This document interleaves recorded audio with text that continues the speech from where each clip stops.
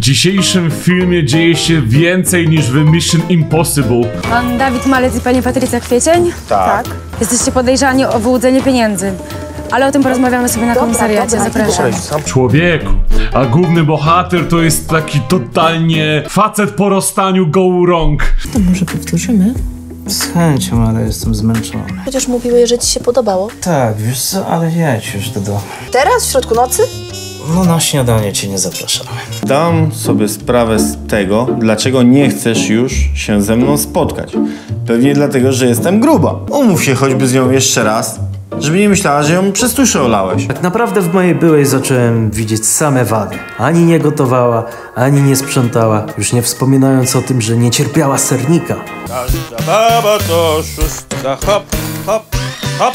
Cringe, ból i cierpienie. Tylko to nas czeka w najnowszym odcinku. Czurka i loczki. Kochani, mam nadzieję, że jesteście zdrów, że wszystko jest u was ok. Z chęcią wam pogorszę ten miły czas na YouTube w dzisiejszym odcinku. Jedyne co oczekuję w zamian to łapkę w górę, no bo czemu nie, dla aktywności. A poza tym słyszałem, że nic się bardziej nie opłaca, niżeli subskrybowanie kanału na Ruciach. Totalny profit zawsze, więc czemu miałbyś tego nie robić? Daj supa! Daj supa! A teraz do odcinka. Lecimy od razu z grubej rury. Tutaj nie myślcie o tym, że tu będą nudy, nie? Od razu ciśniemy, patrzcie. 29-letni Wojtek Gałązka pracował jako elektryk i był druhem w Ochotniczej Straży Pożarnej. Mężczyzna miał brać ślub ze swoją narzeczoną Eweliną Kopeć. Kto robi ślub w salonie, a co się dzieje? Niestety podczas błogosławieństwa pary młodej dziewczyna powiedziała, że za niego nie wyjdzie i uciekła z domu. Przez ostatnie 2 lata mieszkaliśmy ze sobą, więc nie przypuszczałem, że Ewelina wywinie mi taki numer. Nie rozumiałem, co jej się stało. Kiedy Wojtek wybiegł za Eweliną, okazało się, że dziewczyna odjechała z DJ-em. Jak tam wygląda te portale ponadczasowe? Czekajcie, bo w salonie stoi ta babka, nie? Ta tutaj, widzicie ją po prawej? W tym biały. A potem nagle jest przejście, że ona ucieka i ona teraz stoi tutaj i się steleportowała, nie wiadomo jak, ma takiego skilla i ta dalej ucieka. Klaudiuszem Opatowcem, który miał grać na weselu. Jeszcze tam jakiś przechodzień po lewej ogląda, jak nagrywają paradokument z boku. Wszystko idzie tu źle. Przyjaciel i świadek Sławomir Dąbrowski zatrzymuje Wojtka, by wyjaśnić mu pewną istotną kwestię. I teraz jak oni odjechali, zaczyna gonić auto, to jest tak złe. Boże. Przyrzekam, te lubi się lepiej grają aktorsko niż ci ludzie. Żałowałem, że nie powiedziałem tego wcześniej przyjacielowi, ale cała miejscowość huczała o tym, że Ewelina romansuje z Klaudiuszem. Nawet o tym z nią rozmawiałem. Obiecała zakończyć ten romans. Dlatego nie wygadałem się przed Wojtkiem. Skoro cała ta okolica huczała, tak? To czemu ktoś inny mu też nie powiedział o tym? Byłem wściekły na kumpla, że milczał. Był zdrajcą, tak jak moja narzeczona. Oczywiście o wszystkim dowiedziałem się jako ostatni. Wojtek nie wytrzymał i postanowił skonfrontować się z Klaudiuszem, który uwiódł jego narzeczoną. Nie wiem, jak działa tutaj czas, naprawdę. Ten teraz dojechał, oczywiście wiedział gdzie i oni akurat wysiadali z auta, mimo że już jakby dawno przed nim pojechali. Jak działa tutaj czasoprzestrzeń? Przed domem DJ-a doszło do szarpaniny, a wkrótce musiała interweniować policja, która Co to jest w ogóle za pimpek, który tam uwiódł tą kobietę? zatrzymała Wojtka. Musiałem dać upust swojego żalu. Wystawiła mnie na pośmiewisko. W dodatku, kiedy przyjechała policja, uznałem to za skrajną niesprawiedliwość. Co to za okulary? To ma być DJ?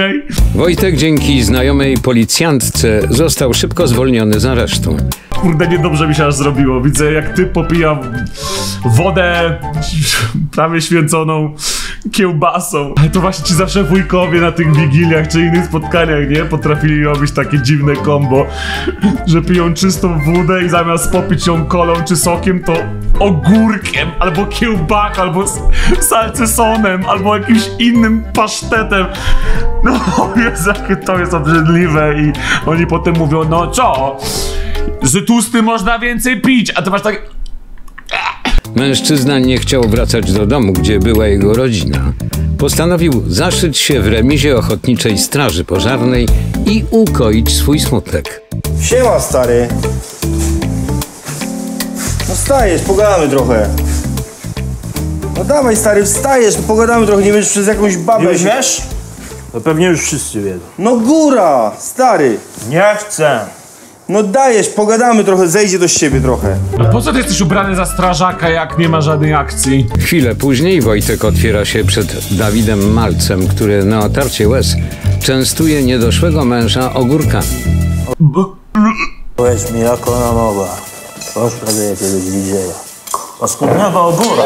Ale Wojtuś, remizy nam tu nie demoluj. Szmata z niej straszna. Ale ani ta remiza, ani te ogórki nie są ci niczemu winne. Ale jak ona mogła? No, głupia flądra z niej i tyle, no. Patrz, u mnie miała wszystko.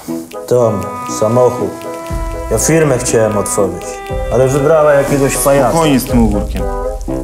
Spokojnie z tym ogórkiem, człowieku. Uważaj na tego ogórasa. Jeszcze coś ci powiem. Dostałem spadek. Moje szasy świętej pamięci. Przecież miałaby wszystko. Żylibyśmy jak w bajce. Zobacz, jeszcze przyjdzie prosić cię o wybaczenie. Nie, ja jej już nigdy nie wybaczę. Powiem ci tyle. Nie ma co rozpatrzeć nad jakąś Eweliną. Tego kwiatu to pół światu. Może te głębokie rozmowy nad ogórasami. Zobaczmy, co się dzieje dalej. Ty to już chyba bardzo zmęczony jesteś. Chodź cię odprowadzę do domu. Tak szczerze, to niewiele pamiętałem z tej rozmowy. Jak się obudziłem, suszyło mnie jak na Saharze. Najgorsze było poczucie wstydu po tej rozmowie. Nie umiałem dać sobie z tym rady. Minęło kilka dni. Wojtek nie chciał się z nikim widzieć. Nie wychodzi z domu, bo bardzo przeżywa porzucenie go przez narzeczoną. O jaki bałagan. Proszę mi wytłumaczyć, co robi ten taboret tam na stole. Chciałbym pogratulować. Naprawdę chciałbym pogratulować, bo z reguły mówią, że jest syf, a nigdy tego syfu nie ma. W sensie, że są na przykład 3 butelki na krzyż i ludzie z ulicy grając po dokumentach mówią: Boże, jaki bałagan, a nigdy nie był, ale to, mimo że widać, że ustawiony, to widać, że chociaż jest to chociaż trochę postaranko. Chociaż ja bym jeszcze bardziej wszystko. Wojtuś, byś chociaż okno tutaj otworzył. Po co? Żeby słyszeć, jak się ludzie ze mnie śmieją? Głupio mi było wyjść na ulicę. Stałem się pośmiewiskiem w całej gminie. Na szczęście nie musiałem wtedy chodzić do pracy. Miałem być w podróży poślubnej z Eweliną. Co ty gadasz? Nikt się z ciebie nie śmieje. O, tu mi czoło jedzie. No serio, a poza tym byś czasem chociaż telefon odebrał. Martwiłem się, czy u ciebie jest wszystko w porządku. Nie martw, niech nikt się nie martwi. Nikt tu pić nie będzie. Musisz się ogarnąć. Po co? Tak mi dobrze. Stary, jesteś młody. Całe życie przed tobą. To jest pudełko od pizzy, co nie? Ja mam pytanie, czemu tam jest chleb jak dla gołębi? Proponuję naszemu koledze, żeby Tindera założył. Więc to zrobi. Wojtek dał się jednak namówić Dawidowi na założenie profilu w serwisie randkowym. Kilka godzin później młody strażak w znacznie lepszym nastroju przychodzi do remizy. O, stary, nie wierzyłem, ale miałeś rację. Oczywiście. Z czym tym razem? No z tym portalem. Te dziewczyny są tam tak otwarte. No przecież bym ci nie ściemniał. I co, odezwała się już jakaś? O, panie, nawet 3 się odezwały. Jedna jest z Wrocławia, wysłała fotki i mówi, że może przyjechać. Łokcie wysała. Fajna jakaś? O, panie, sam zobacz. Człowiek galana. Wysłała też fotki odważniejsze. O stary, musiałeś jej się grubo spodobać. Kuj żelazo, póki gorące. No i w ogóle napisz jej też, że ty też strażak jesteś. Słuchaj, nie będę jej o sobie nic pisać, bo jak się spotkamy, to tylko na raz, żeby sobie nie pomyślała. Typowy wannabe Sigma mail. Strasznie cringe'uję, jak widzę te TikToki lub Reelsy, gdzie mężczyzna jest po prostu zwyczajnie miłym dla kobiety i potem nagle wlatuje jakiś McConaughey, który jest ubrany w garnitur i jest taki montaż, wiecie, epicki, że ale facio. Ale jej powiedział, jest taki męski. A jak ci się spodoba? Oj, stary, nie ma takiej opcji. Jeden raz i sayonara. Stwierdziłem, że nie ma przebacz. Że teraz relacji z kobietami nie będę traktował poważnie. Z taką myślą czułem się najlepiej. Siema, pogadamy? Dawaj, chodźmy stąd. Ej Wojtek, nie wygłupiaj się. Wal się, konfidencie, rozumiesz? Czemu konfidencie? No właśnie nie jest. No właśnie on jest odwrotnością konfidenta. Nic nie powiedział. A jakiej słuchasz muzyki? Wiesz co, powiem ci, że wszystko, co wpadnie w ucho, nie lubię jakichś smetów. Wolę coś bardziej skocznego. To identycznie tak jak ja. W ogóle przeszłabym się na tę dyskotekę.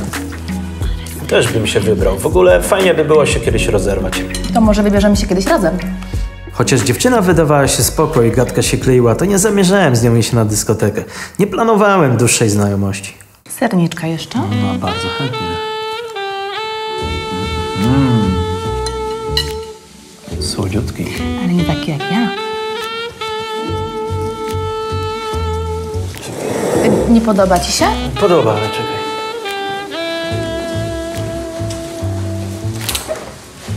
A co wy tu robicie? Myślałem, że uda nam się pogadać. Ja byłem ciekaw, czy wszystko u ciebie okej. Nie uda nam się pogadać z wielu powodów, dlatego zmiataj z mojej posesji, a ty jak chcesz, to zapraszam. Ale chyba masz gościa. Czy on będzie wyzywał tego swojego kumpla pół odcinka? On się tak po prostu przyczepił jak gówno do buta, nie? I cały czas po prostu się pojawia w każdej scenie. I on ma cały czas idź stąd, idź stąd, idź stąd. Dalsza część wieczoru z dziewczyną z portalu randkowego przeniosła się do sypialni. Wojtek i Patrycja spędzili ze sobą upojne chwile. Podobało ci się? A nie widać? Było super. To może powtórzymy? Z chęcią, ale jestem zmęczony. No ale jak to? Przecież mówiłeś, że ci się podobało. Tak, wiesz co, ale jedź już do domu. No ale jak? Teraz? W środku nocy? No na śniadanie cię nie zapraszamy. Nie ma bułek. Okej, rozumiem. Otworzysz mi bramę? Żebym mogła wyjechać? Otworzę.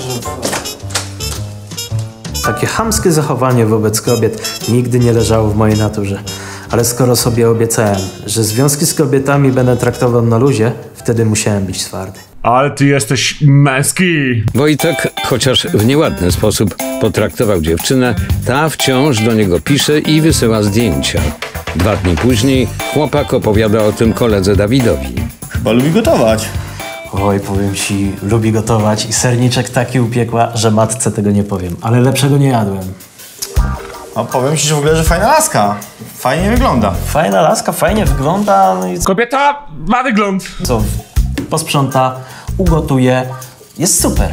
Wojtuś, lepsza panna nie mogła ci się trafić. Ona tym mopem jak kręci. Wiesz co, mogła, nie mogła, ale ja i tak się już więcej z nim nie zobaczę. Dlaczego?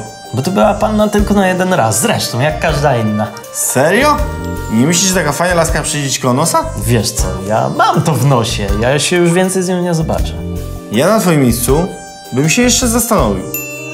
O, SMS napisała, zobaczymy.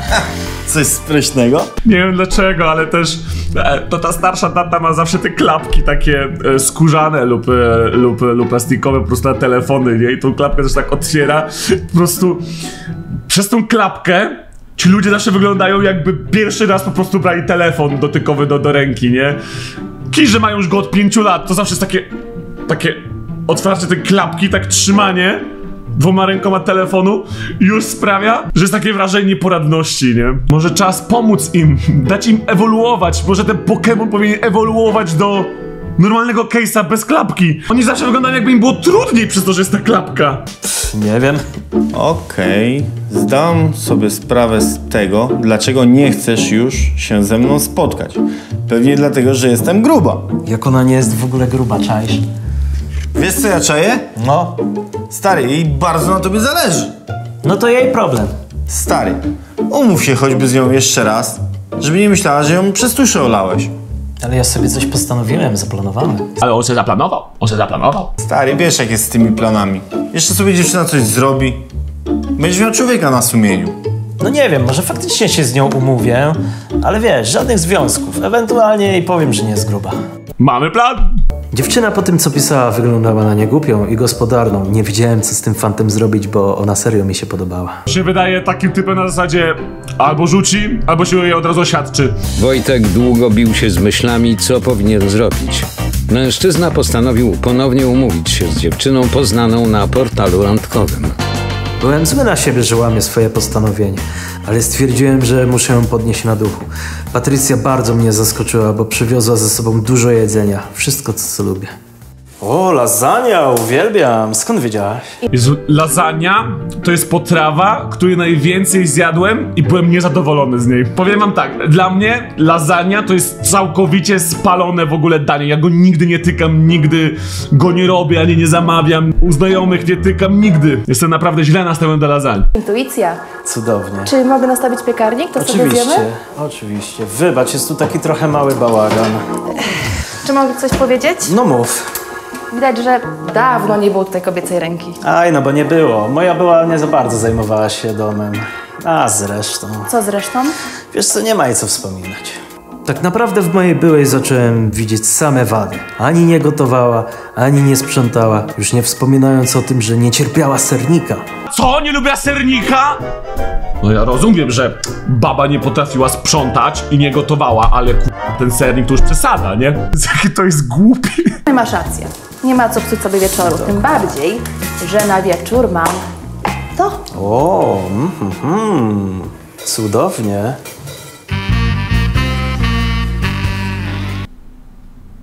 Boga nie ma, bo gdyby był, to byśmy tego nie zobaczyli. Była. Myślałem sobie, ta dziewczyna jest niesamowita, ale nie chciałem jej dać znać o tym, że była w moim guście. Bo jeszcze przestanie gotować. Wojtek i Patrycja po dużej kolacji spędzili ze sobą kolejny upojny wieczór. Tym razem strażak ochotnik pozwolił dziewczynie zostać na noc u siebie w domu. Spędziliśmy ze sobą naprawdę wspaniałe chwile. Nie miałem serca wypraszać tej dziewczyny z domu, ale kiedy się obudziłem, miałem jeszcze większy mętlik w głowie.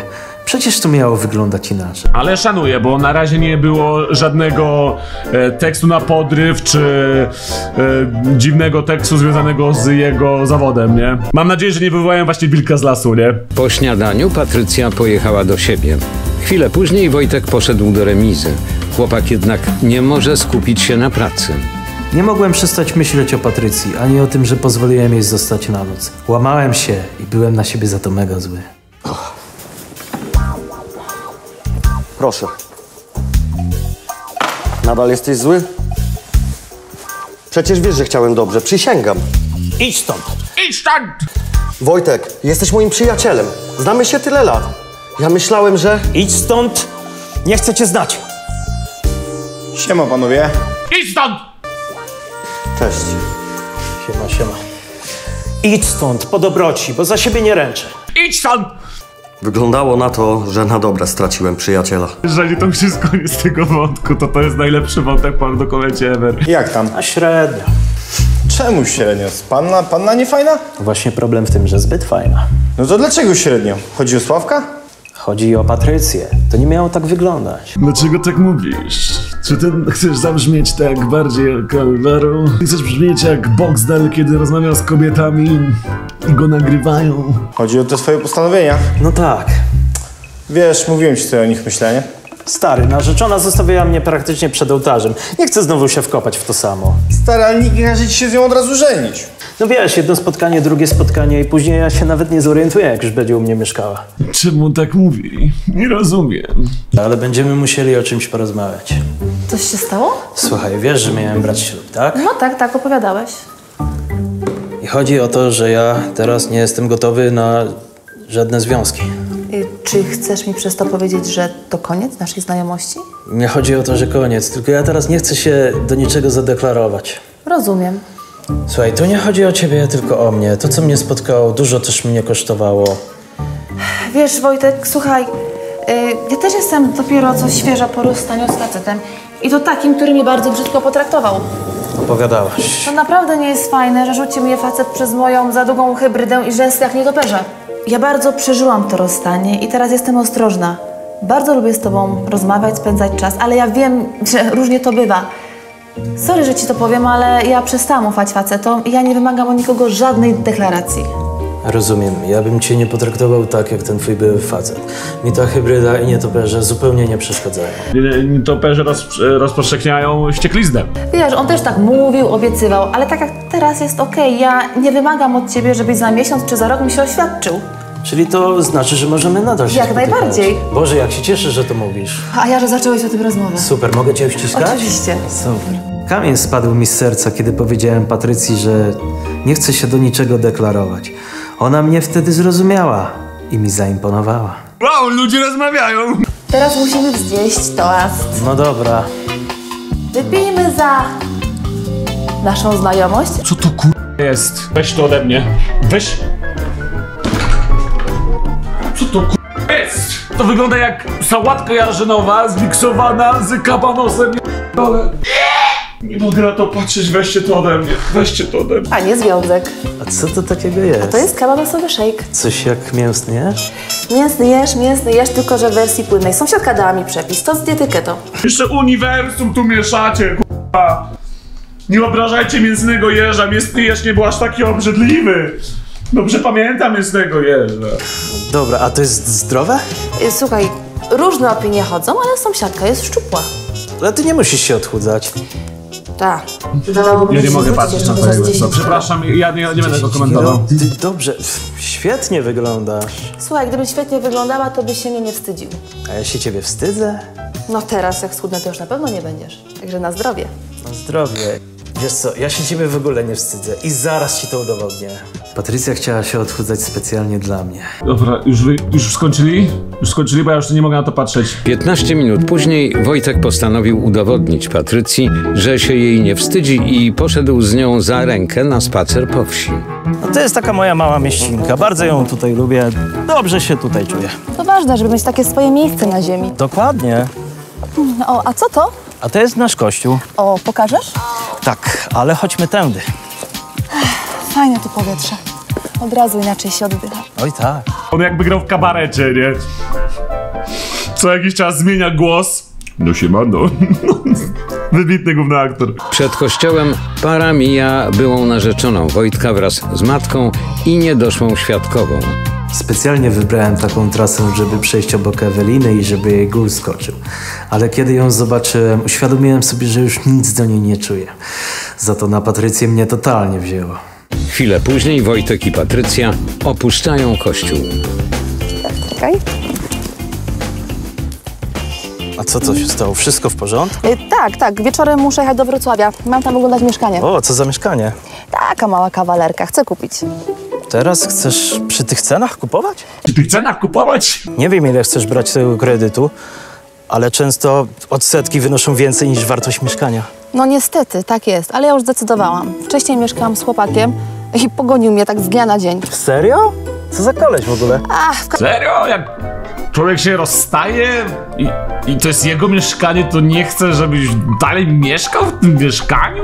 Serio? Tak jest? W każdym razie po tej akcji wynajęłam mieszkanie, ale według mnie to jest wyrzucanie pieniędzy w błoto. Dlatego lepiej kupić swoje i powoli je spłacać. Wiesz co, masz rację. Szczególnie, że teraz wynajem też ciągle idzie w górę. Tutaj tylko czekam po prostu na to, że tu jakiś doradca do kredytów teraz wyskoczy i powie: słuchajcie, teraz jest 2% dla młodych, no. Czy to nie jest wspaniała okazja, żeby mieszkać na swoje zamiast wynajmować? Zróbcie razem z nami domix.pl, zajebisty kredyt na mieszkanie, a od razu wam jeszcze mieszkanie znajdziemy. Gdzie mieszkasz? W Świebodzinie, k***a. Zajebiste mieszkania są w Świebodzinie. Tu mogło być wasze lokowanie. Byłem pod ogromnym wrażeniem Patrycji. Stwierdziłem, że nie chcę być darmozjadem i że ma głowę na karku. Byłem z minuty na minutę coraz bardziej nią oczarowany. Kobieta zarabia pieniądze i sprząta. Synu, co ty tam ciągle piszesz? Oj, mama, nieważne. Nieważne. A ja słyszałam, że się z kimś ostatnio prowadzałeś po okolicy. Serio? Kto ci to mówił?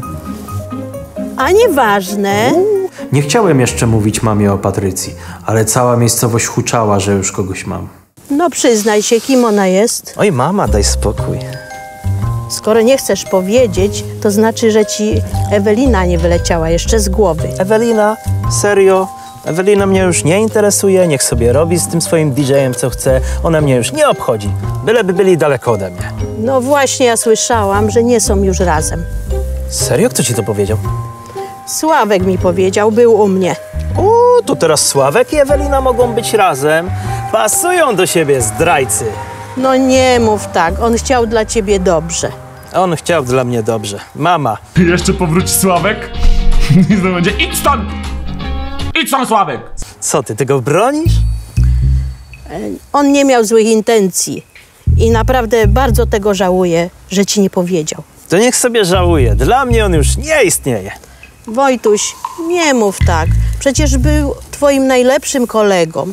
I proszę, pozwól mu z tobą porozmawiać. Aj, mama, nie będziesz mi mówiła, mama, co ja mam robić? Ja nie mówię, ja cię proszę. To przestań mnie prosić. Ja z tym konfidentem rozmawiał nie będę. On mnie już nie obchodzi. Finito. No dobrze, nie denerwuj się tak, bo ci żyłka pęknie. No hej, i co, zdecydowałaś się na to mieszkanie? Tak, chciałabym je kupić. Jest naprawdę bardzo spoko i w bardzo dobrej cenie. No to kupuj, robimy parapetówkę. Oj, żeby to było takie proste. Ale przecież mówiłaś, że dostaniesz kredyt, prawda? No tak, ale potrzebuję gotówki na wkład własny. A lokatę, żeby nie stracić odsetek, będę mogła zlikwidować dopiero za 3 dni. I strasznie mi głupio, ale miałabym do ciebie pytanie. No, dawaj. I od razu mówią, że jeżeli odmówisz, nie będę miała żadnych pretensji. Chodzi tylko o to, czy mógłbyś mi pożyczyć 30 000 złotych. Nie chcę stracić odsetek z tej lokaty i też nie chcę, żeby ktoś ubiegł mnie z tym mieszkaniem. Ale jak podkreślam, jeśli nie chcesz, to luz. Na prośbę Patrycji zapaliła mi się w głowie czerwona lampka. Słyszałem dużo o oszustach z internetu. Oglądałem o tym nawet film. Ten człowiek jest niemożliwy, naprawdę. Ale jak zlikwidujesz tę lokatę, to wtedy mi oddasz. Tak, za 3, no może 4 dni, bo zależy jak się zaksięguje. Wiesz co, nie, sorry, to głupi pomysł. W zasadzie mnie nie znasz i bez sensu, żebyś pożyczał mi te pieniądze. Spoko, nie było tematu. Nie no, słuchaj, ja do ciebie oddzwonię później, dobra? Spoko i serio, Wojtuś, nie było tematu. Okej, buziaczki. Okej, buziaczki, pa, hej. Skubany, ten jest woke, a ona jest taka cwaniara. Powiem nawet, że robi na mnie wrażenie ten paradokument. No to jednak nowe dlaczego ja, więc się trochę uczą. Widać, że tutaj szkoła Ciunkeloczki została zastosowana. Wystarczyło nagrać jakieś, nie wiem, łącznie z 200 odcinków trudnych spraw i dlaczego ja. Ale jest, jak się poprawili. To była dobrze poprowadzona rozmowa. No hej. I co? Podsłuchiwałaś? Ja? Ja? I'm just hanging around. Me? Just hanging around. Jeszcze tego samego dnia Wojtek postanowił przedyskutować sprawę pożyczki dla Patrycji ze swoim kumplem Dawidem. Całkiem niezły ten szejk. No wiesz co, Patrycja mi pokazała. A, i właśnie. I co, pożyczasz jej tą kasę? Wiesz co, chyba jej pożyczy nie jest jakąś złodziejką. A ty co byś zrobił? Tak szczerze, nie chcę ci doradzać. Bo jak pójdzie coś nie tak, to będziesz miał później do mnie pretensje. Będziesz na mnie zły. W sumie, no ale tak czysto hipotetycznie, co byś zrobił? Ja nie mam takiej kapuchy jak ty, więc nie mam tego problemu. No dobra, ale jakbyś miał tyle kapuchy? Wiesz co, tak myślę, że ja bym jej pożyczył. Sam mówisz, że nie wygląda na oszustkę i złodziejkę. No właśnie. Ale decyzja braku należy do ciebie. Wiesz co, komu jak komu, ale czuję, że chyba jej mogę zaufać. Pożyczę jej te pieniądze. Kabanosowy szejk. Czego to ludzie nie wymyślą. Zdrowie.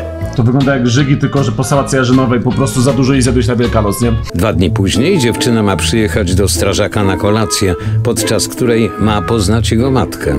Szybko znalazłeś sobie lekarstwo na złamane serce. Powiesz mi coś więcej o niej? Oj mamo, przecież się zobaczycie. Nawet nie wiesz, jak się cieszę, jak szybko kogoś poznałeś. Tylko pamiętaj, my nie jesteśmy żadną parą, tylko my się luźno spotykamy. Spotykajcie się jak chcecie, ale widzę po tobie, że jesteś szczęśliwy i to jest dla mnie najważniejsze. A w ogóle, o której ona przyjedzie? No właśnie miała być jakoś pół godziny temu. Dzwoniłeś do niej? Może stoi gdzieś w korku na wylotówce? Dzwoniłem, ale nie odbiera. To spróbuj jeszcze raz. Dobrze. Ale może i dobrze, już nie zobaczymy tego szejka nigdy. Patrycja nie przyjechała na umówioną kolację, a od kilku godzin ma wyłączony telefon. Wojtek jest bardzo zmartwiony brakiem kontaktu z dziewczyną. Cześć, zaczekaj chwilę. Daj mi spokój, zdrajco. Muszę ci coś powiedzieć. Odpuść sobie, szczególnie dzisiaj, okej? Słuchaj, to o tej twojej nowej dziewczynie. Co? Klaudia powiedziała mi, że widziała was, jak prowadzacie się tutaj za rękę. A co jej tobie do tego? Słuchaj, Klaudia zrobiła jej zdjęcie i pokazała mi je. Bezczelna pinda robi zdjęcia z ukrycia. Wojtek, ty poznałeś tą dziewczynę w internecie. A ty co, detektywem jesteś? Materiał na mnie zbierasz? Stary, w internet nie można wierzyć. W internecie są sami oszuści i youtuberzy, czyli w sumie oszuści. Słuchaj, jestem pewien, że ją już tutaj widziałem. I to parę miesięcy temu. Chyba w twoich snach. Jej tutaj w ogóle nie było. Wojtek, daję sobie rękę uciąć. Odejdź, nie rozmawiam ze zdrajcami. Stary, po co miałbym cię ściemniać? Zostaw mnie teraz, odejdź. Jest 30 minuta paradokumentu, przyrzekam. On dalej do niego, idź stąd! Nie gadam z tobą, cześć. Byłem pewny, że widziałem tą dziewczynę już u nas w miejscowości. I se poszedł. Jak ja was nie lubię. Jak ja nie lubię waszego duetu. Wy nie macie w ogóle energii między sobą. Was nie powinni dopuszczać do siebie nawzajem. Załamany Wojtek postanowił się upić. Wieczorem nietrzeźwy wyszedł na ulicę i zaczął wszczynać rozruby. Każda baba to złodziejka, hop, hop, hop. Każda baba to szóstka, hop, hop, hop.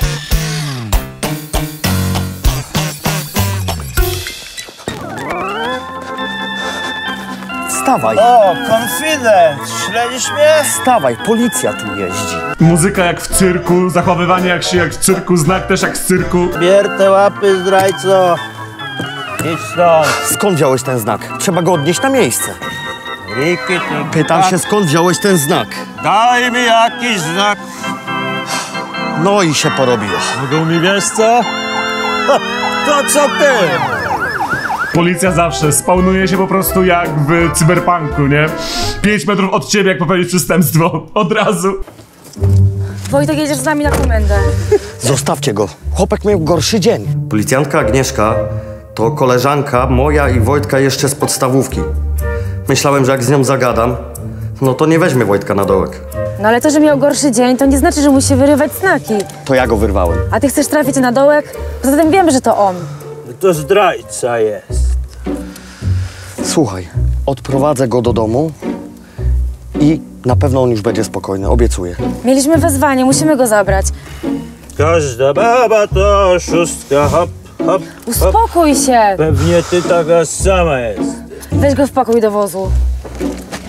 Ale proszę mnie nie dotykać, gdzie te łapy? Wojtek, proszę cię o podobrocie, inaczej będziemy musieli cię zakuć w kajdanki. Ale to jest zdrajca i konfident jeden. Albo jedziesz z nami, albo na izbę. O co ci chodzi z tym konfidentem? W ogóle nie pasuje to słowo konfident.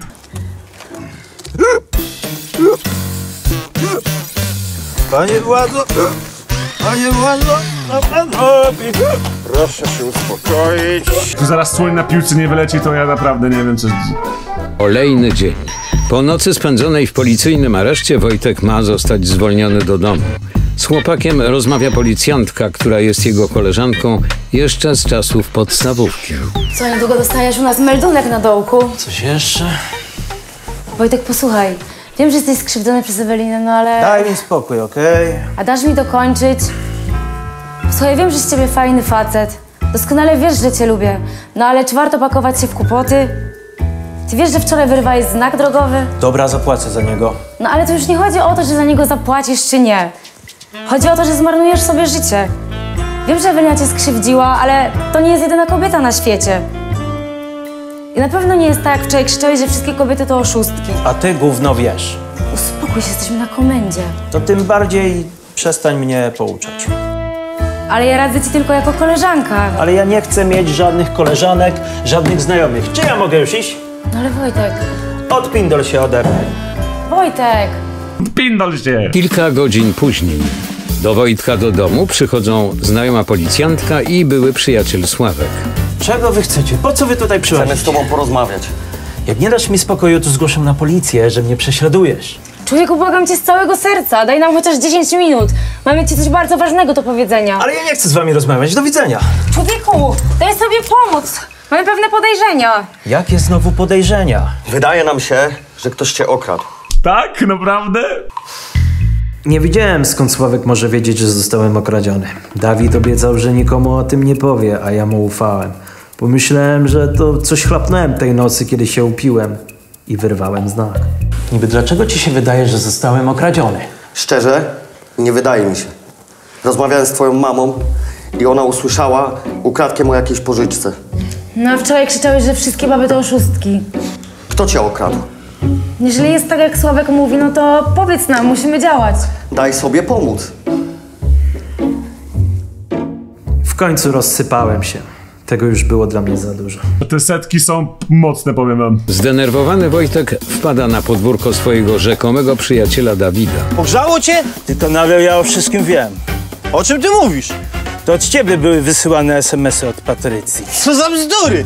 Skąd wy się znacie? O co tu chodzi? Co tu się dzieje? Wojtuś, a co ty tutaj robisz? Spadła stąd. Skąd wy się w ogóle znacie? Co wy zrobiliście? Co wy macie ze sobą wspólnego? Stary, chwaliłeś się, że masz tyle kasy. Wypadałoby się chyba nią podzielić. Co nie, Patty? Zwłaszcza jak się z takim frajerem. Oj, odpowiecie za to. Odpowiecie za to. Policja już o wszystkim wie. Tego nikt się nie spodziewał! Dzień dobry. Dzień dobry. Pan Dawid Malec i pani Patrycja Kwiecień? Tak.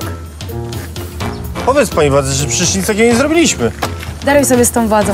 Jesteście podejrzani o wyłudzenie pieniędzy. Ale o tym porozmawiamy sobie na komisariacie. Zapraszam. Dobra, sam pójdę. Dzięki.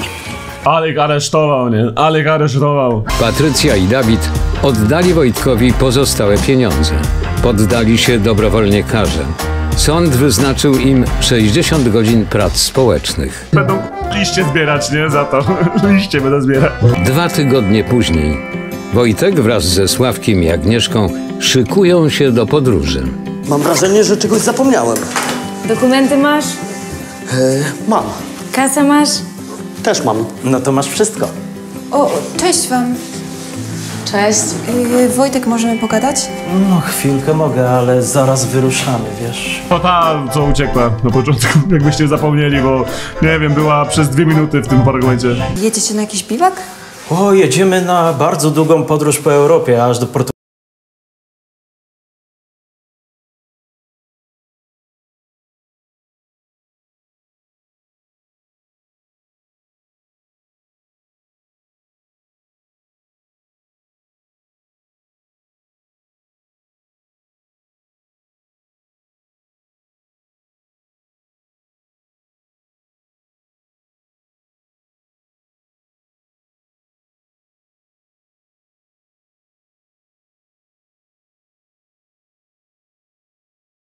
Po to, żeby jej powiedzieć, jak fajna była ta podróż, bo będzie fajna, co nie? Będzie na pewno. Odezwę się tylko, żeby powiedzieć jej, że zajebista podróż. Gotowi? Gotowi. No to po przygodzie. Ta cała historia nauczyła mnie, że warto polegać na starych znajomych i iść z dumą przed siebie. Bardzo chciałem mieć kogoś przy sobie, ale dla kobiet byłem zbyt dobry i naiwny. Teraz ruszam jednak w świat i wierzę, że znajdę kobietę, która na mnie zasługuje. Panie, dobra, że jakiś morał, jakiś wniosek, jakaś przemiana bohatera została zarysowana. Powiem wam, że właściwy paradokument. W sensie, że jest i ciekawy, i cringe'owy. Prócz tych problemów z narracją na początku i teleportacją, to chyba jednak no dobrze prowadzony odcinek. No dobrze, kochani, to na tyle, jeżeli chodzi o ten odcinek Ciunga Eloczki. Widzimy się już pewnie bardzo, bardzo niedługo, więc nie uciekajcie z tego kanału, subskrybujcie go i życzę wam miłego dzionka. Trzymajcie się. Hej!